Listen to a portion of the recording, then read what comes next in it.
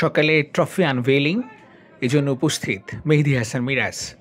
স্থান হচ্ছে লালবাগ কেল্লা, পরী বিবির মাজার। বিসিবি প্রতি বছরই আয়োজন করছে এরকম ব্যতিক্রমী ব্যবস্থাপনা, ব্যতিক্রমী উপস্থাপনা, বাংলাদেশের ইতিহাস, ঐতিহ্য এবং ট্যুরিস্ট স্পটগুলো সারা বিশ্বকে জানিয়ে দেয়া। বাংলাদেশ ফ্রেন্ডলি, অতিথিপরায়ণ, এটা সারা দুনিয়ার মানুষই জানে যারা এখানে ভিজিট করছে। এটুকু অন্তত যে বাংলাদেশের মানুষ কতটা অতিথি পরায়ণ তার একবার প্রমাণ করতে এই আয়োজন। লালবাগ কেল্লায় উপস্থিত শাই হোপ, উইন্ডিজ ক্যাপ্টেন এবং বাংলাদেশের ক্যাপ্টেন মেহেদী হাসান মিরাজ। যদিও ক্যাপ্টেন্সি নিয়ে ব্যাপক আলোচনা আছে।